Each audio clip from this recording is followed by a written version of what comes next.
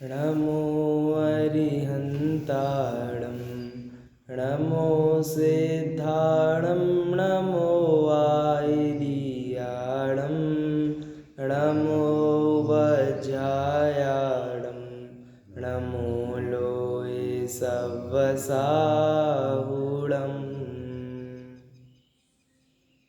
वन्दितु सव्वसिद्धे ध्रुवमचलमणोवमं गतिं पद्ये वोच्छामि समयबाहुड मृण्मो सुधकेवलीभणिदम्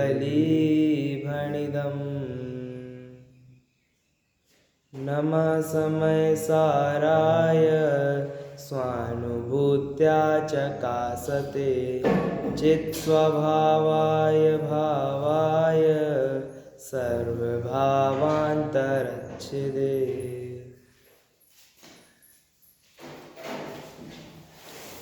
आचार्य भगवान कुंद देव द्वारा रचित है समयसार परमागम। इसकी 413वीं गाथा की चर्चा हमारी कई दिनों से चल रही है। इसकी टीका की चर्चा हुई और 2 कलशों की चर्चा भी कल हो गई, जिसमें सामान्यतः यह विषय आया कि जो अपने आप को श्रमण अथवा श्रमणोपासक मानता है, द्रव्यलिंग में संतुष्ट रहता है, उसको मोक्ष नहीं हो सकता, क्योंकि उसने समयसार को ही नहीं देखा। इस प्रकार की चर्चा आई। अब जैसे ही यह कलश पूरा होता है 243वां, और यहीं पर आचार्य अमृतचंद्र की टीका समाप्त हो जाती है।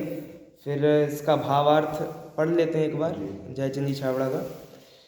जो द्रव्यलिंग में ममत्व के द्वारा अंध हैं, उन्होंने शुद्धात्म द्रव्य का अनुभव ही नहीं है, उन्हें अनुभव नहीं है, क्योंकि वे व्यवहार को ही परमार्थ मानते हैं, इसलिए परद्रव्य को ही आत्मद्रव्य मानते हैं। आचार्य देव को अलग अलग बताना पड़ रहा है कि भैया ये चावल है और ये आपका वो छिलका है। तो इसी प्रकार बता रहे हैं कि जो चावल है वो तो अपनी चीज़ है और छिलका फेंकने वाली चीज़ है। उसी प्रकार ज्ञान है वह निज आत्मद्रव्य से होता है और द्रव्यलिंग तो अन्य द्रव्य से होता है। इतनी सी बात इसमें बताई, लेकिन ये बहुत बड़ी बात है, भले ही 2 लाइन में यहाँ पर पूरी हो गई। अब तात्पर्य वृत्ति टीका है। तात्पर्य वृत्ति टीका किन की है? आचार्य जयसेन आचार्य की है। जयसेन आचार्य ने 3 ग्रंथ की टीका लिखी है कुंद आचार्य के। अमृतचंद आचार्य ने भी 3 ग्रंथों की टीका लिखी है। कौन कौन से? समयसार, प्रवचनसार, पंचास्तिका है। इन 3 ग्रंथों की टीका अमृतचंद आचार्य ने लिखी है और इन्हीं 3 ग्रंथों की टीका जयसेन आचार्य ने लिखी है। तात्पर्य वृत्ति तीनों का नाम दिया है जयसेन आचार्य ने, चाहे समयसार की टीका हो, प्रवचनसार की टीका हो अथवा पंचास्तिका की टीका हो, तीनों का नाम तात्पर्य वृत्ति है। और अमृतचंद आचार्य ने तीनों का नाम अलग अलग दिया। समयसार की टीका का नाम क्या दिया? आत्मख्याति। प्रवचनसार की तत्व प्रदीपिका जी है। और जैसे घुमटसार की टीका है, उसका नाम है जी तत्व प्रदीपिका, केशव जी वर्णी ने लिखी है। और प्रवचनसार की टीका का नाम क्या इनने रखा है? अमृतचंद आचार्य ने तत्व प्रदीपिका। तो उसमें जीव आगे लगा दिया, यहाँ तत्व बस है, जी तत्व प्रदीपिका। और जो पंचास्तिका है उसकी टीका का नाम समय व्याख्या। क्या रखा? समय व्याख्या नाम रखा। इस प्रकार उनके अलग अलग नाम है। तो हर आचार्य की अपनी अपनी शैली होती है, उसी प्रकार इनकी भी अपनी शैली है। क्या शैली है? कि भैया हमें तो जो बात अच्छी लगती है हम उसका नाम हर जगह लेंगे। क्या? जो बात अपने को अच्छी लगती है उसका प्रसंग यदि नहीं होगा तो भी हम कुछ ना कुछ करके नाम लेंगे। जैसे कि मान लो किसी को मीठा पसंद है, तो वो क्या करेगा कि मीठा खाएगा, तब तो क्या बोलेगा? क्या मीठा है, कितना बढ़िया मीठा है, ठीक है, ऐसा बोलेंगे। मीठे की तारीफ आएगी तो मीठे की। लेकिन मान लीजिए कुछ कड़वा आ गया या चरपरा आ गया, तो उससे पूछेंगे, मान लो चरपरी चीज़ ही बनती है, जैसे कोई ऐसी डिश हो जो चरपरी ही बनती हो, तो उससे पूछे बताओ कैसी है, तो वो तारीफ़ तो करेगा, तारीफ़ करने का मना नहीं करेगा, लेकिन वो क्या बोलेगा? रस से भरे हुए मीठे मीठे रसगुल्ले, है ना, बिल्कुल सराबार हुए रसगुल्ले। उससे विपरीत ये जो आपने डिश बनाई है ये चरपरी है, बहुत स्वादिष्ट है। तो कहने का मतलब हमें जो बात अच्छी लगती है वो बात हम अपनी जब उसकी चर्चा आएगी तब तो करेंगे ही करेंगे, जब उसका प्रसंग नहीं होगा यानी तो उससे विपरीत है ऐसा बोलकर भी उसका वक्तव्य, उसका कथन अपन कर देंगे। ऐसा ही करते हैं। तो यहाँ पर जयसेन आचार्य की ये शैली है कि आत्मा की चर्चा आएगी तो बहुत सारे विशेषण लगाएंगे, स्वसंवेदन रूप एकमात्र लक्षण ऐसा आत्मा। और जब राग की चर्चा आएगी तो वो ऐसा बोलेंगे कि इससे भिन्न, अस्थि से नास्ति कर देंगे कि भैया ऐसे आत्मा से भिन्न जो रागादिक भाव हैं वे हे हैं, ऐसे करके चर्चा करते हैं। देखते हैं तो किसकी टीका चल रही है, 413वीं गाथा की टीका। अब इनने कलश नहीं लिखते हैं ये, और कलश लिखते हैं अमृतचंदाचार्य, और वे गद्य पद्य दोनों लिखते हैं। देखिए अब सहज शुद्ध परमात्मा की अनुभूति रूप भावलिंग, ये भावलिंग के विशेषण हो गए कि भाई सहज शुद्ध परमात्मा की अनुभूति रूप भावलिंग से रहित।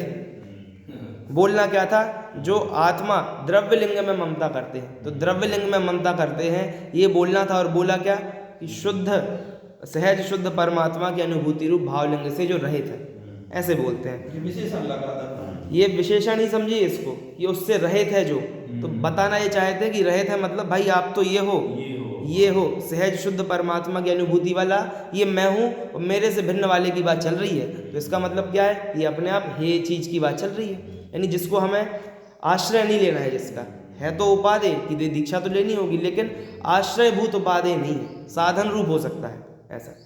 वे आज भी समय सार को नहीं जानते, ऐसा प्रकट करते हैं। आज भी नहीं जानते यानी अभी तक नहीं जानते, वर्तमान काल तो हमेशा अभी होता है, तो जब भी कोई इसको पढ़ेगा तो आज भी नहीं जानते, कल इसको पढ़ेंगे तो आज भी नहीं जानते। कहने का मतलब त्रिकाली नहीं जानते ऐसा। फिर पाखंडी लिंगेशु व घी लिंगेशु व बहुपयारेशु कुवंती जे ममत्यम, ये इन्होंने वही की वही गाथा ले ली, रिपीट करते हैं। अब देखो क्या है कि बहुपयारेशु का मतलब ये बताया था बहुत प्रकार के, और बहुत प्रकार के किसका विशेषण बनाया, गृहस्थ लिंग का और मुनि लिंग का। तो वास्तव में देखो टीका तो क्या करनी चाहिए थी कि बहुत प्रकार का विस्तार करना चाहिए था, क्योंकि गृहस्थ लिंग बहुत प्रकार के हैं और मुनि लिंग बहुत प्रकार के हैं। तो बहुपयारेशु गाथा में तो वही लगाया, लेकिन इन्होंने उसका विस्तार ही नहीं किया। दोनों को एक में तो डाल दिया, लेकिन भेद तो करते, प्रतिमा के ना देते, कुछ तो कर देते। लेकिन इन्होंने देखो इसकी ये बोल्ड में लिखा है, बोल्ड में लिखा है, उसके बाद दूसरी बार बोल्ड में लिखा ते ही नादम समय सारम, तीसरी लाइन में। तो कहने का मतलब है इतनी बड़ी लाइन है, इसकी तो इन्होंने टीका कर दी केवल 1.5 लाइन में। और जो आगे फिर से बोल्ड आया, क्या आया, ते ही नादम समय सारम, वहाँ समय सार आया ना आत्मा की बात, उसका विस्तार उन्होंने देखो 7-8 लाइन में किया। तो आचार्य ने तो बहुपयारेशु शब्द किस में दिया था, गृहस्थ लिंग में, मुनि लिंग में, लेकिन उसका विस्तार ही नहीं दिया। और समय सार का कुछ नहीं बोला उन्होंने, इतना बोला समय सार को नहीं जानते, उसका विस्तार दे दिया। तो ये क्या है, वो ये बता रहे हैं कि भले ही वहाँ पर बहुपयारेशु लिखा, लेकिन हमें उसका विस्तार ही नहीं करना। क्यों नहीं करना, उससे प्रयोजन नहीं है हमें। भाई वो बोलते हैं ना कि ये मत करो ये मत करो, अच्छा ये बता दो करो क्या, तो हम वो करेंगे, उसके अलावा नहीं करेंगे। जो वीतराग स्वसंवेदन ज्ञान रूप भावलिंग से रहित निर्ग्रंथ रूप मुनि के द्रव्यलिंग रूप तथा लंगोटी चिन्ह आदि रूप बहुत प्रकार के गृहस्थ लिंगों में ममता करते हैं। केवल एक गिना दिया कि भैया बहुत प्रकार का मतलब लंगोटी आदि, तो एक लंगोटी ले लेना, आगे लंगोटी का त्याग ले लेना, वो एक वस्त्र ले लेना, आदि आदि। इतनी तो चर्चा कर ली, इस पर हम क्या विशेष चर्चा करें, सरल है। ते ही अणानादम समय सारम, उनने समय सार को नहीं जाना। अब कैसा है समय सार वो बता रहे हैं कि कैसे समय सार को नहीं जाना। वे कारण समय सार को नहीं जानते। 2 प्रकार के समय सार होते हैं चाचा जी, कौन कौन से, कारण और कार्य। क्या अंतर है दोनों में, क्या स्वरूप है दोनों का, जैसे बीज और वृक्ष और कार्य मतलब जो अपना समय सार कारण, हम कौन से परमात्मा है, कारण। और सिद्ध परमेष्टि कार्य परमात्मा, कारण परमात्मा नहीं है वो, कारण नहीं है वो, तो दोनों ही अपनी अपेक्षा नहीं है, अपनी अपेक्षा नहीं है मतलब अपेक्षा वाली बात ही नहीं है। वहाँ तो है कि नहीं, कारण भी और कार्य दोनों ही। यानी कहने का मतलब ये है कि बीज तो ऐसा होता है कि पेड़ लगाया तो बीज नष्ट हो जाता है और पेड़ बचता है, लेकिन ये कारण का परमात्मा ऐसा है मैं कि भाई अपन ये स्वरूप भी रहेगा द्रव्य स्वरूप कारण परमात्मा, और पर्याय भी फुल अपग्रेड हो जाएगी। तो द्रव्य तो हमेशा से ही अपग्रेड है, क्या हो जाएगी, पर्याय में भी पूर्ण शुद्धि आ जाएगी। तो कारण परमात्मा द्रव्य स्वरूप है और वो यदि परिणामित हो गया तो वही क्या हो गया, कार्य परमात्मा हो गया। उदाहरण के लिए आप ऐसा समझ लें कि आप लोग का जो भी बिजनेस है अपना अपना, वो आप करना अभी भी जानते हैं, लेकिन कोई बोले ये तो प्रवचन सुन रहे हैं, इनको नहीं आता बिजनेस करना, तो ऐसा थोड़ी होता है वो पोटेंशियल, यानी वो शक्ति अपने अंदर है और बस उसकी व्यक्ति हो जाएगी तो वो कार्य रूप हो जाएगा। तो ये एक जो असमान जाति पर्याय है इसका उदाहरण दिया। अपन में शक्ति नहीं है वो वाली, दुकान मेरे में वो वाली शक्ति है ही नहीं, ये अपना वैभाविक गुण है, यानी विपरीत परिणाम है अपना वो, ऐसा यहाँ बता रहे हैं। वे कारण समय सार को नहीं जानते। कैसा है कारण समय सार, देखो कैसा है, 3 लोक 3 काल संबंधी ख्याति पूजा लाभ मिथ्यात्व काम क्रोध आदि समस्त परद्रव्य के अवलंबन से उत्पन्न जो शुभाशुभ संकल्प विकल्प हैं उनसे रहित है। देखो बताना क्या था, शुभाशुभ संकल्प विकल्पों से रहित है, और विशेषण क्या दिए उन विकल्पों के, इतने सारे विशेषण दिए कि 3 लोक 3 काल की ख्याति पूजा लाभ मिथ्यात्व काम क्रोध आदि समस्त परद्रव्य, आदि लिख दिया, अब लगा लेना। और यहाँ जितने ये बताए ना 3 लोक की ख्याति पूजा लाभ, ये तो व्यक्ति के अंदर उठने वाले संकल्प विकल्पों की बात है। जब मेरे अंदर ही जो विकल्प उठ रहे हैं उनसे भिन्न बताया, तो जो स्पष्ट पर हैं स्त्री पुत्र आदि, उनको तो अपने आप आदि में लगा लेना। उनसे रहित चिदानंद एक स्वभाव रूप शुद्धात्म तत्व के सम्यक श्रद्धान सम्यक ज्ञान तथा सम्यक आचरण रूप 3 बोल दिए, दर्शन ज्ञान चारित्र, और फिर अगला शब्द क्या लिखा, रूप अभेद, 3 भेद बता दिए। लेकिन क्या बोला, ये तो बोलना पड़ता है ना, तो 3 बोलने हैं तो भाई बोलने पड़ेंगे 3 अलग अलग, लेकिन वास्तव में कैसा है, अभेद रत्नत्रय स्वरूप निर्विकल्प समाधि। समाधि यानी क्या होता है, स्वयं में जो स्थित है वे समाधि है। समाधि मतलब जीवन के अंत में ली जाए ऐसी कोई चीज़ समाधि नहीं है, जीवन ही समाधि है। और जीवन किसे कहते हैं, कि जीने को जीवन कहते हैं। जीव का जो परिणमन है वो जीवन है ना, जीव का परिणमन जीवन है। तो जीव जी रहा है, जो जीवत्व गुण हमने पढ़ा है ना पारिणामिक भाव में, वह है। तो रत्नत्रय रूप निर्विकल्प समाधि से उत्पन्न वीतराग सहज अपूर्व परम आह्लाद रूप सुख रस के अनुभव परम समरसी भाव परिणाम के आलम्बन से पूर्ण कलश के समान भरी हुई अवस्था वाले केवल ज्ञान आदि अनंत चतुष्टय की व्यक्ति रूप साक्षात उपादेय रूप कार्य समय सार को उत्पन्न करने वाला जो ऐसा निश्चय कारण समय सार है, वे उसे नहीं जानते। पूरा वाक्य क्या बना, कि जो कारण परमात्मा ऐसा है कि जो कार्य परमात्मा की उत्पत्ति कर सकता है, और फिर वो कार्य परमात्मा कैसा है वो ये सब बता दिया, कि वीतराग है और ये सब करके, तो ये कारण परमात्मा में भी घट जाएंगे, कार्य परमात्मा में भी घट जाएंगे। तो ऐसे केवल ज्ञान आदि अनंत चतुष्टय की व्यक्ति रूप साक्षात उपाधेय। साक्षात उपाधेय मतलब क्या कह रहे हैं यहाँ पर, साक्षात से क्या मतलब, प्रकट रूप से। यानी कदाचित किसी को लगता हो कि भैया ये बीज है, इससे उगेगा कि नहीं उगेगा, ये बीज वो क्या कहते हैं, मतलब इससे वृक्ष उगेगा कि नहीं उगेगा, इसमें शक्ति है कि नहीं। तो बता रहे हैं देखो अनंत परमात्मा बन गए हैं साक्षात, तो दिख रहा है ना कि भैया बिल्कुल दोनों सेम है, और इससे उत्पत्ति हो गई है तो इससे क्यों नहीं हो पाएगी, ऐसा यहाँ बता रहे हैं। इसलिए अनंत चतुष्टय की व्यक्ति रूप साक्षात उपादेय रूप कार्य समय सार को उत्पन्न करने वाले जो ऐसा निश्चय कारण समय सार है, वे उसे नहीं जानते। तो इसमें विस्तार करने की बहुत ज़रूरत है नहीं, क्योंकि हमने पूर्व 2 कलशों में और उसकी जो टीका है उसमें बराबर हमने इसको जान लिया है, पर्याप्त है। अब इसमें यदि आपको कुछ समझ में ना आया तो आप पूछ सकते हैं, वरना ये तो बहुत सरल है। कारण समय सार बनने ये चीजें हैं जब कारण समय सार कहा है, कारण समय सार बनना थोड़ी है, कारण समय सार में हूँ। कारण मतलब क्या भाई, बीज में पेड़ है कि नहीं बताओ, इतना बता दीजिए।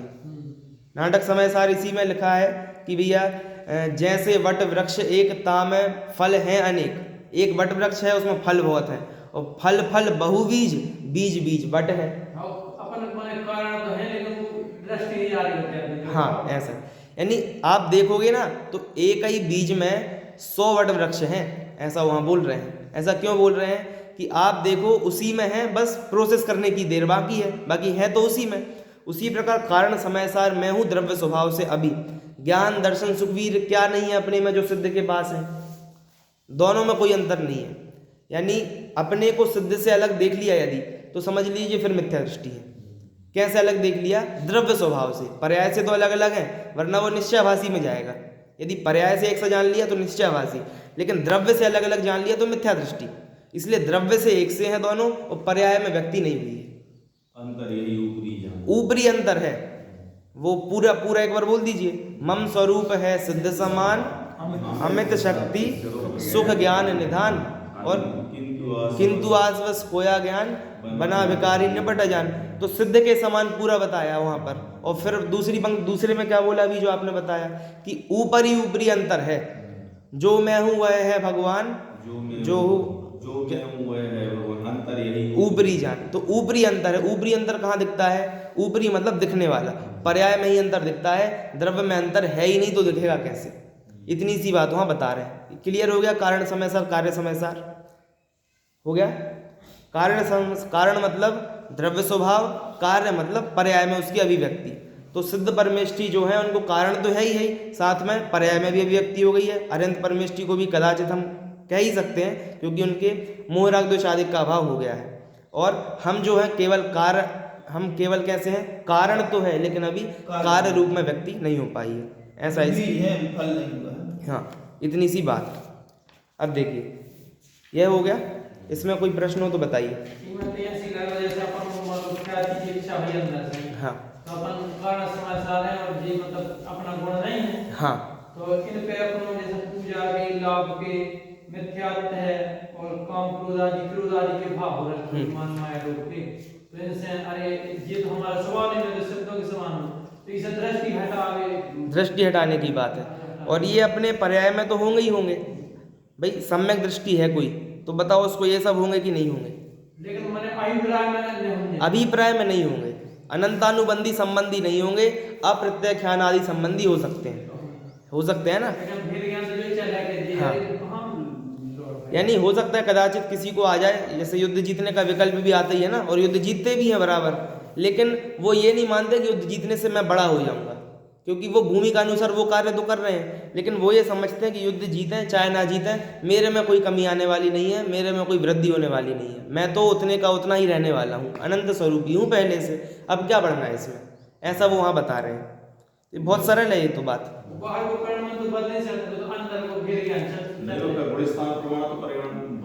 परिणाम आएंगे, क्योंकि परिणाम तो भैया बता रहे हैं कि आत्मानुभूति काल में भी चलते हैं बुद्धिपूर्वक, है ना, उनको नहीं रोक सकते हैं। लेकिन उस समय बस अपनी दृष्टि में क्या है, अपन किस चीज को बादे मानते हैं, ये बात है।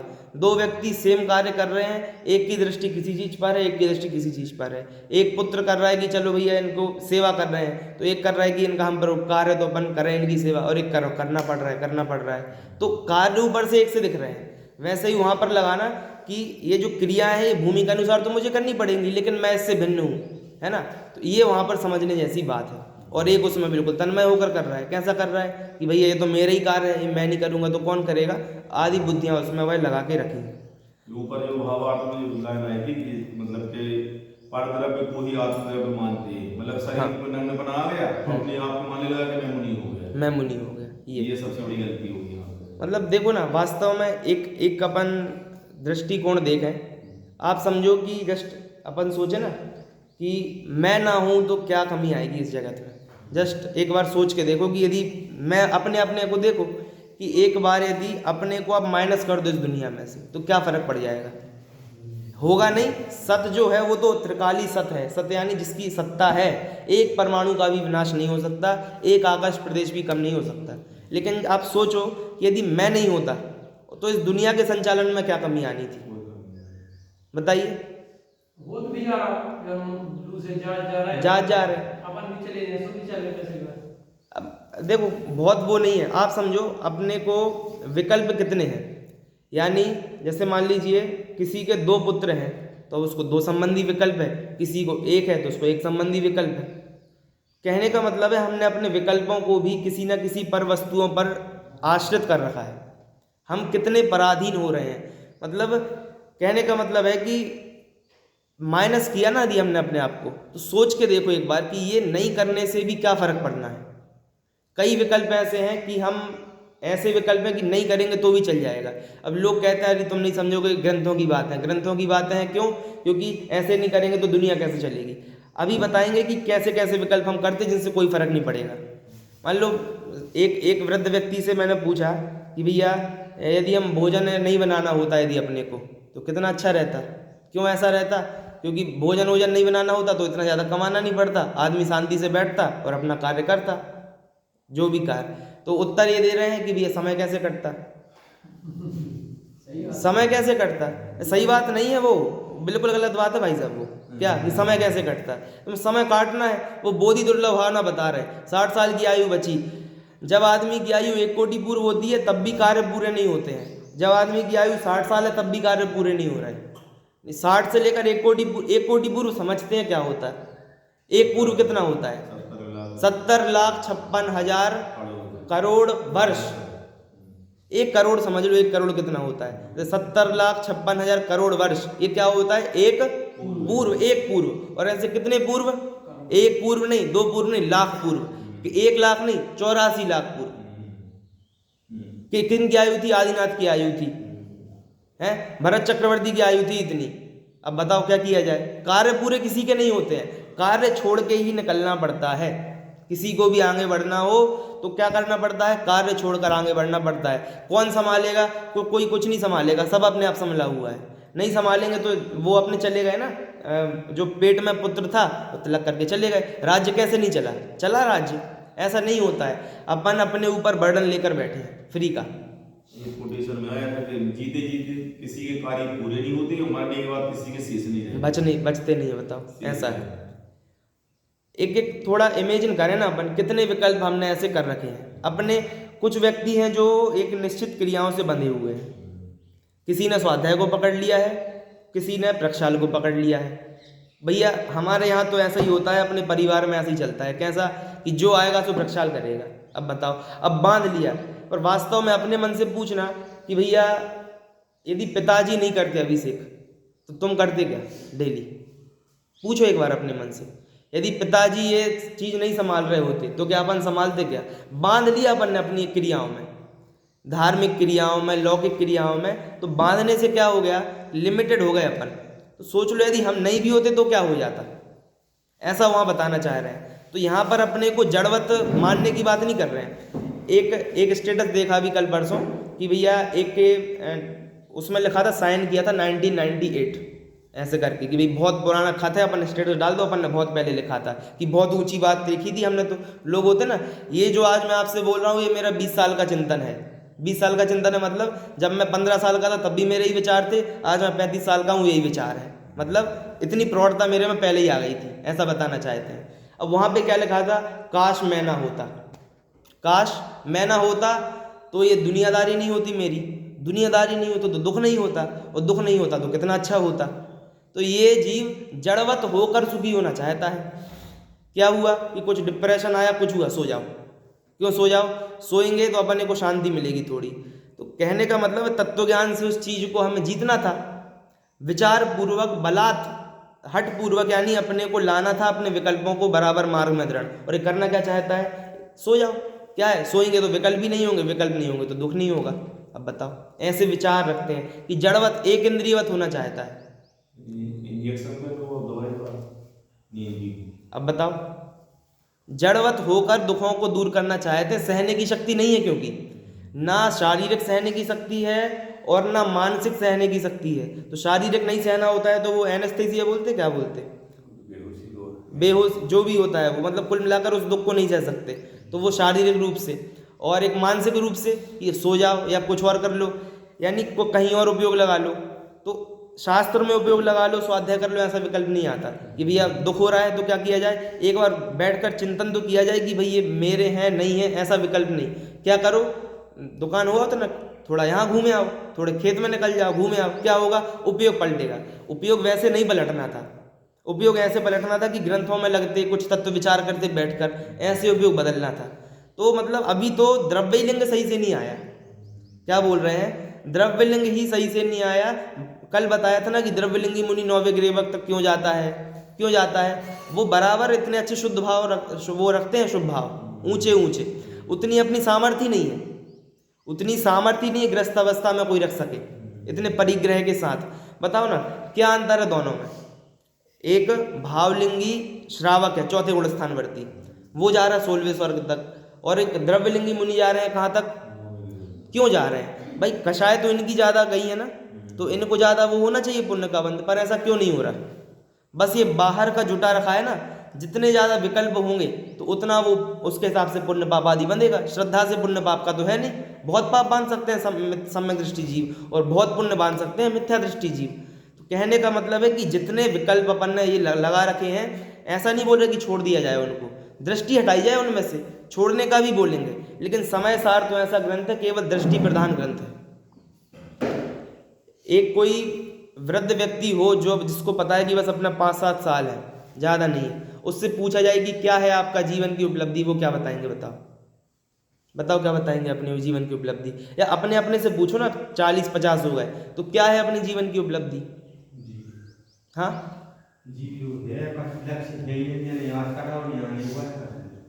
छोटे में ऐसा लगता है जैसे अपनी उम्र में है ना, अभी अभी ज्ञान कर लो श्रद्धान हो जाएगा, अभी अभी पंडित बन लो, अभी बुद्धि है, अभी कर लो, बाद में अपन सम्यक दर्शन आत्मानुभूति कर लेंगे। कब बाद में कर लेंगे भैया?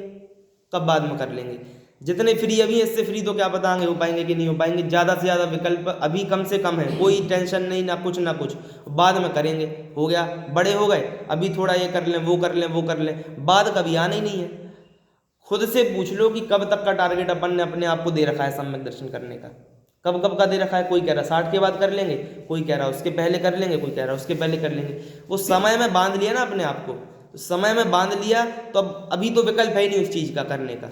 अभी तो बस वो रूटीन चालू है कि दुकान 10 बजे खुल ली है तो 8 से 9 बैठ सकते हैं, तो बैठ गए। दुकान 10 बजे खुलनी तो 8 से 9 बैठ सकते तो बैठ गए, बस वो रूटीन में चालू है। 7 से 8 प्रक्षाल कर सकते, 7 से 8 प्रक्षाल कर लिया, 7 बजे दुकान बंद हो गई तो 8 से 9 फिर शाम को आ सकते हैं, तो फिर आ गए। तो कहने का मतलब है द्रव्यलिंग ही सही से नहीं आया कि बाहर में बराबर क्रियाएं भी अपन ढंग से कर पाएँ, क्रियाओं का प्रयोजन भी जाने, यही ढंग से नहीं आया। तो फिर भावलिंग तो बहुत दूर रह गया। तो बात ये सब कहाँ से चल रही है कि जो व्यवहार में ही अंध है, तो अभी तो ढंग से व्यवहार में ही अंध नहीं हो पाए, व्यवहार में ही आलस आ रहा है। क्यों व्यवहार में आलस आ रहा है? भैया समय कैसे कटेगा?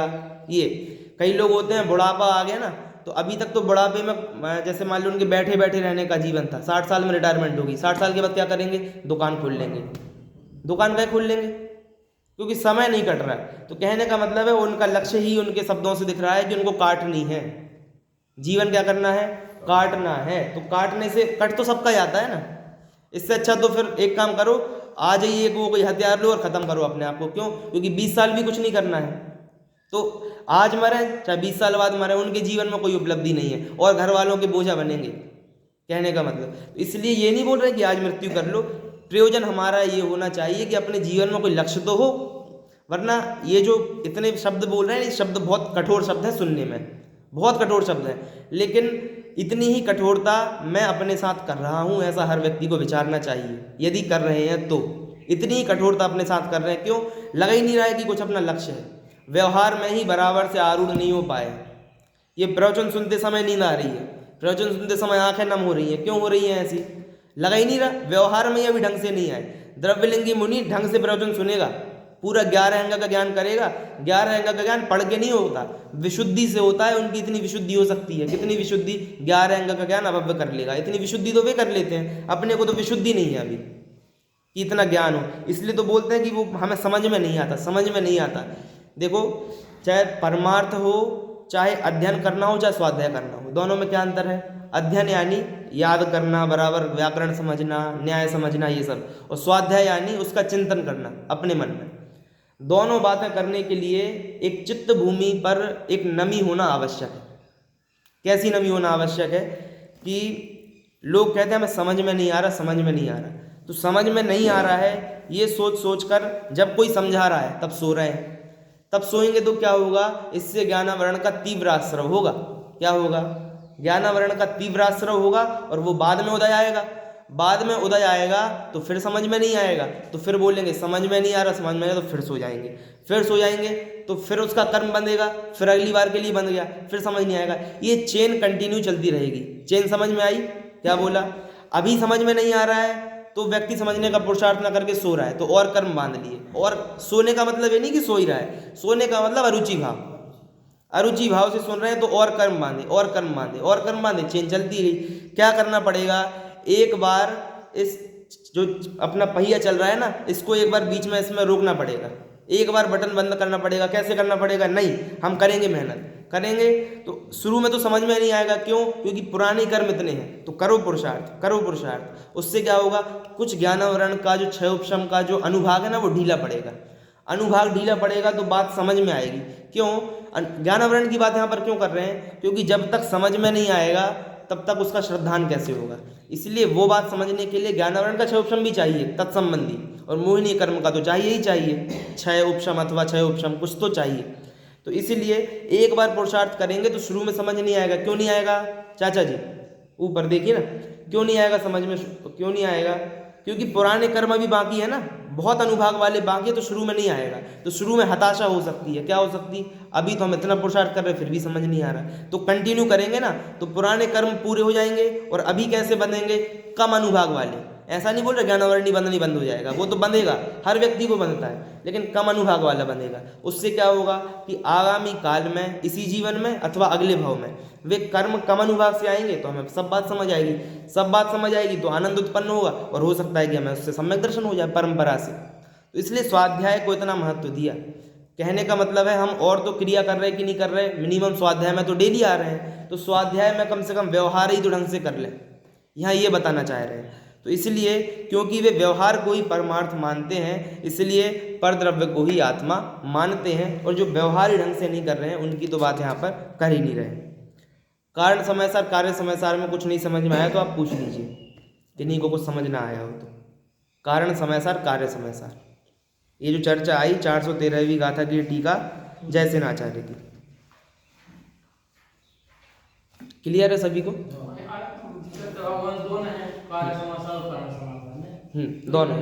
दोनों हैं, लेकिन अब चूंकि क्या है कि कार्य होगा तो कारण होगा। अब उनको तो कार्य प्रकट ही है, अब उनको और दूसरा नया कार्य उत्पन्न नहीं करना है। तो इसलिए कदाचित हम उनको केवल कार्य समय सारी कहते हैं। जैसे कोई 10वीं पास हो तो 9वीं पास है कि नहीं है, अपने आप है। वैसे ही कोई कार्य पर उनको कहेंगे कार्य सब नहीं, दोनों तो अपन है जो जिनको जो अभी परमात्मा नहीं बन पाए हैं वे केवल कारण हैं, और जो परमात्मा बन गए हैं वे कारण कार्य दोनों हैं। ऐसी बात है। तो अनंत परमेष्टि दोनों है, सिद्ध परमेष्टि दोनों है, और उनसे नीचे वाले केवल कारण कार्य। दोनों ऐसे लगेंगे ना कि कारण जो होता है वो होता है द्रव्य में, वो प्रकट करने की शक्ति कहाँ होती है, द्रव्य में। तो बताओ मेरे द्रव्य में, अपन कारण है ना, तो अपने द्रव्य में और सिद्ध के द्रव्य में क्या अंतर आया? द्रव्य में, वो तो प्रकट तो पर्याय होती है, द्रव्य में क्या अंतर आया? द्रव्य वही है। अनंत गुण में क्या अंतर आया? द्रव्य और गुण तो वही है ना। तो द्रव्य गुण की अपेक्षा कारण बोला कि ये अपने पास मटेरियल है, कारण भैया रेता आ गई, गिट्टी आ गई, अब तो क्या घर बनना है। तो घर बन गया तो रेता की वो चली गई क्या, सीमेंट कहाँ है, यही तो लगा है, और कहाँ है। तो कहने का मतलब वो पलट गया, उस रूप हो गया, लेकिन वो चीज़ तो रहती ही है ना भाई। वहाँ रखे थे बिखरे हुए ईंट रखे थे, यहाँ व्यवस्थित होकर रख गए। वहाँ मसाला ऐसा उल्टा सीधा था, यहाँ बराबर हो गया। कहने का मतलब है द्रव्य तो वही है, और हम भी पर्याय में नहीं है कारण, हम भी द्रव्य में ही कारण परमात्मा है, और द्रव्य वहाँ पर भी कॉपी पेस्ट वही का वही। इसीलिए क्या है कि वहाँ पर कारण परमात्मा भी है और पर्याय प्रकट हो गई तो कार्य परमात्मा भी है। इतनी सरल बात है। शब्द बहुत बड़े लगते, कारण परमात्मा, कार्य परमात्मा। अपने लिए परिचित है द्रव्य स्वभाव, पर्याय स्वभाव। तो द्रव्य दोनों का सेम है, पर्याय अलग अलग है। तो वे द्रव्य भी शुद्ध है, पर्याय भी शुद्ध है, इसलिए कारण परमात्मा, कार्य परमात्मा। अपना केवल द्रव्य शुद्ध है और पर्याय अशुद्ध रूप परिणमित हो रही है, इसलिए अपन केवल कारण परमात्मा, कार्य नहीं है। सरल सी बात है। अब बताइए, शब्द बस आ गए दो नए, बाकी कुछ नहीं है। हाँ, और द्रव्य तो है ही। हाँ, सब जी ऐसे में ले सकते जैसे सिद्ध पर्याय है। हाँ, तो उनकी नवी पर्याय प्रकट हो रहे हैं, खत्म तो भी नहीं है। इस अपेक्षा अपन बोल सकते हैं कार्य खत्म कर देंगे। हाँ, वो तो जड़ता नहीं है। ठीक है। हर समय जो नई पर्याय प्रकट हो रही है उसके पीछे का कारण क्या है? ये कारण परमात्मा। तो तुम्हारे हाँ। उसके आश्रय से नहीं प्रकट होता। ठीक है, ऐसे भी ले सकते हैं कि भाई हर समय सिद्ध पर्याय सादी अनंत है और एक सिद्ध पर्याय एक समय की पर्याय भी है। तो जो एक समय की पर्याय है वो हर समय प्रकट हो रही है, इसलिए वो कैसी है, वो हर समय प्रकट होने के रूप वो कार्य वो आ कहाँ से रही है कि अपन है तो वो पर्याय प्रकट हो रही है। अपने को सिद्ध पर्याय क्यों नहीं हो रही, क्योंकि अपने में वो नहीं आ रहा अभी बात प्रकट, इसलिए। तो कारण भी है, कार्य भी है और अपन केवल कारण परमात्मा है। क्लियर हो गया चाचा जी? आपको इनको सबको हो गया, इतनी सी इनमें बात है। अभी 5 मिनट का समय है और अपनी 414वीं गाथा का अपन सामान्य अर्थ देख सकते हैं। देखिए गाथा पीछे ही आ जाओ, 717 पे। हाँ, ववहारियो पुण्यो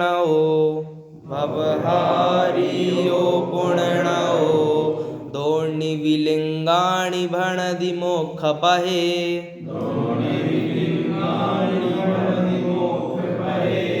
णिच्छयण ओण इच्छति मोक्ष पहे सव्वलिंगाणि।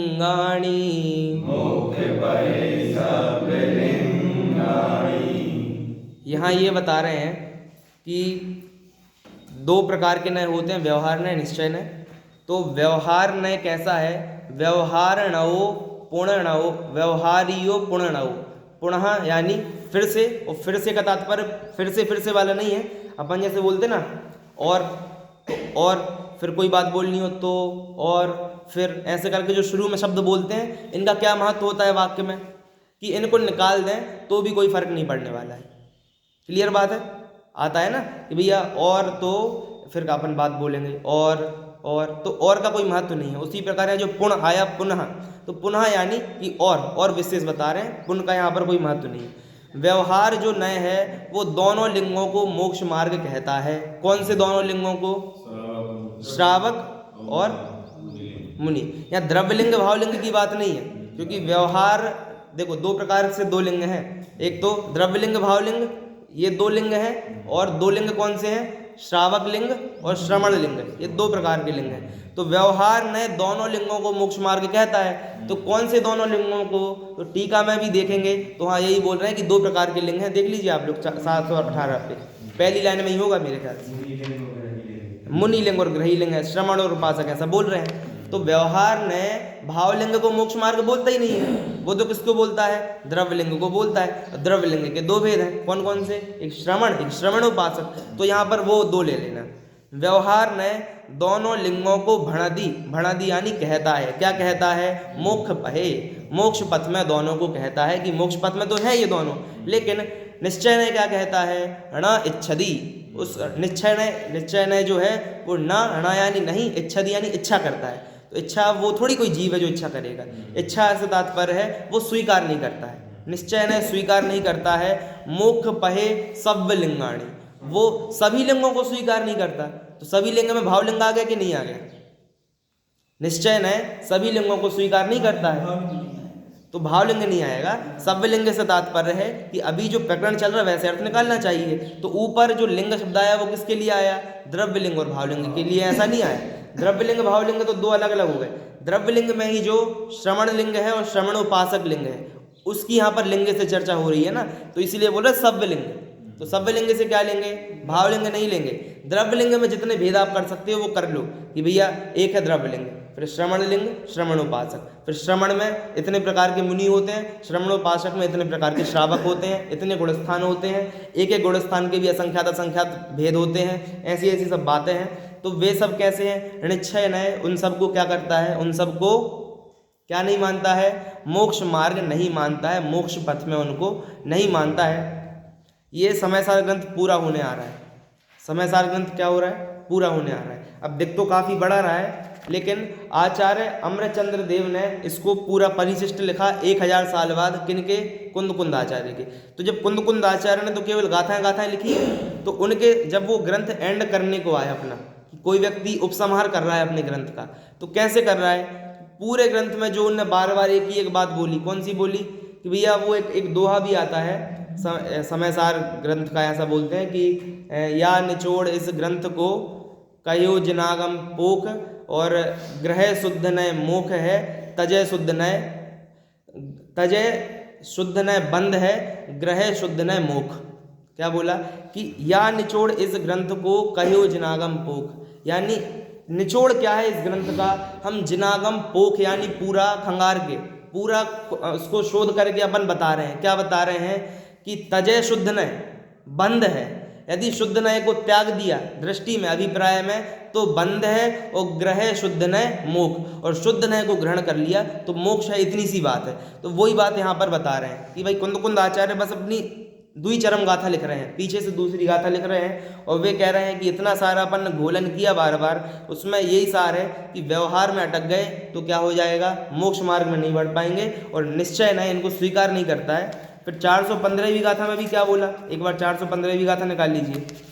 देखिए 415वीं गाथा 722 पेज पर, उसका हिंदी अर्थ 723 पर, हिंदी अर्थ ही पढ़ देता हूँ, फिर जब वो आएगी तब देख लेंगे।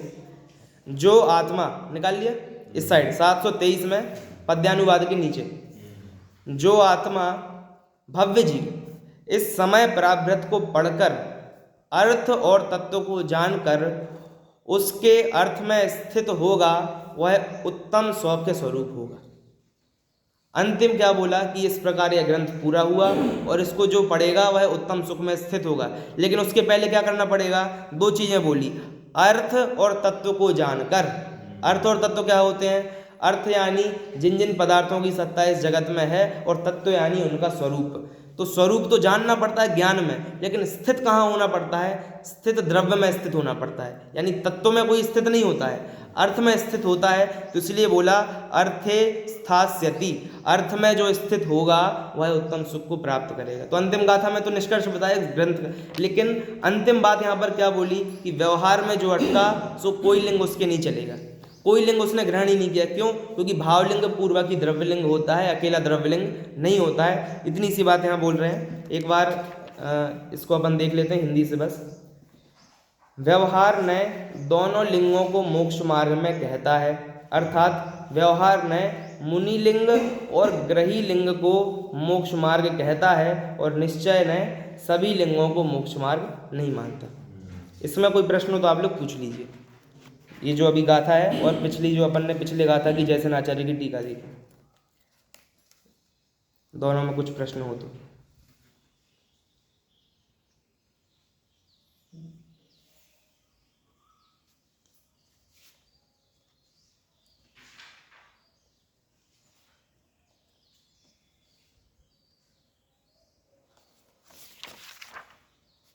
क्लियर है सब?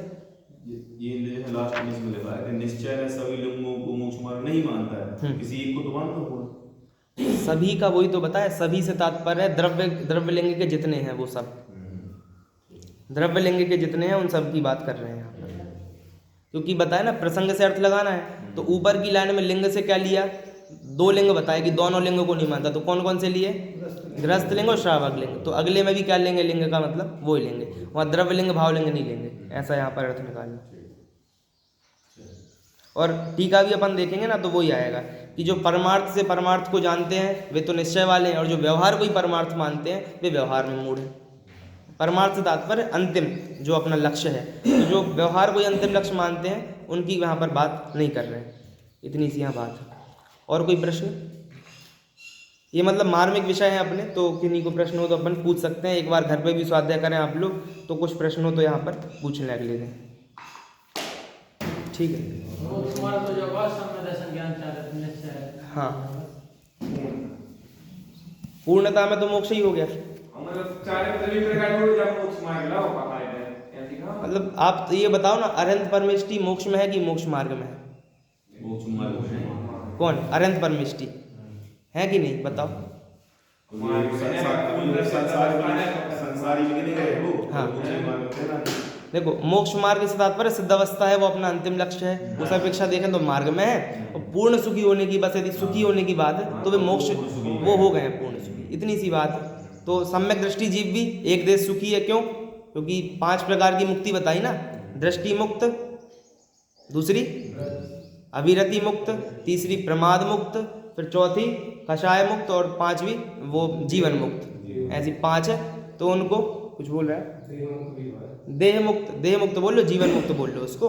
तो मतलब देह ही छूट गई तो अब वो उससे मुक्त हो गए। ऐसा है। तो अब बताओ, मुक्त तो हो गए ना, तो दृष्टि मुक्त हो गया, मतलब मेन काम जो करना था वो अपना हो गया। तो इस अपेक्षा वो भी मोक्ष है कि मोक्ष मार्ग है। तो भाई जितनी शुद्ध प्रकट पर्याय हो गई उतना तो मोक्ष है, और जितना बाकी है सो मोक्ष मार्ग चल रहा है। एक देश मोक्ष तो उनको भी हो गया, क्यों बोल ही रहे हैं मुक्ति। इस अपेक्षा वहाँ पर बात है, और अभी अपना समय यहाँ पर पूरा हो गया। सहजानंदी शोध स्वरूपी अविनाशी में आत्म स्वरूप, सहजानंदी शोध स्वरूपी अविनाशी में आत्म स्वरूप, सहजानंदी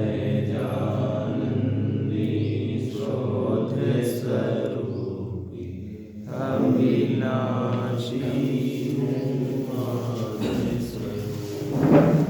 परमेश्वरी भगवान की कैसी लगे जो